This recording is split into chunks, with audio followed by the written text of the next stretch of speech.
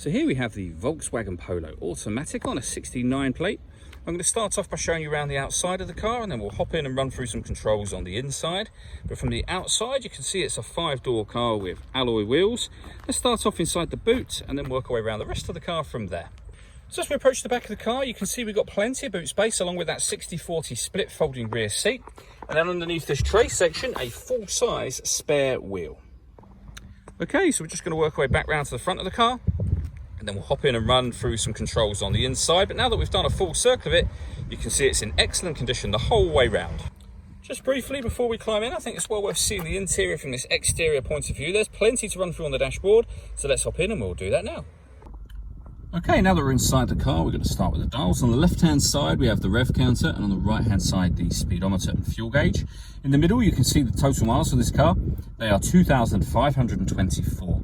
Above that, we have a digital readout for the speedometer. You can change the information that's displayed there by using buttons on the steering wheel. We're on the driver data menu at the moment, but there are other menus available, so assist systems, navigation, audio, your telephone, vehicle status, and then back round to where we started a moment ago. If we back out to the steering wheel, the buttons I was using to do that are here and here. Over on the left-hand side, we have stereo controls. And then just behind that, we have cruise control and speed limiter. Over in the center is where you will pair up your phone, amongst other things. This car's got satellite navigation, as already mentioned.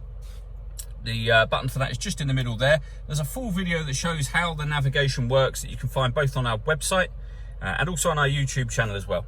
When it comes to music, we have the radio, of course. We have DAB, FM and AM radio available. If you want to listen to your own music, you can do. There's plenty of ways to listen to that, and you can see them being highlighted on the screen now. And they include Bluetooth audio. So once you've paired your phone, obviously you can make and receive phone calls, but you can also stream your music wirelessly as well. Working our way down, we have the air conditioning for the car. So the temperature, the fan speed, and direction of the air. Air conditioning is on when this light shows, so off or back on again. Or you can recirculate the air in the car as well. That's a great way of heating it up or cooling it down quickly depending on the temperature you set on this dial, and you can turn it off just as easily as you turned it on, and with a rear heated screen as well. Under that, we have 2 USB inputs and then the gear lever for the fully automatic gearbox. All that leaves me to say is thank you for taking the time to watch this video. If you'd like to come and see the car in person and have a test drive, please feel free to call any of our MJA sites. We'd love to hear from you soon.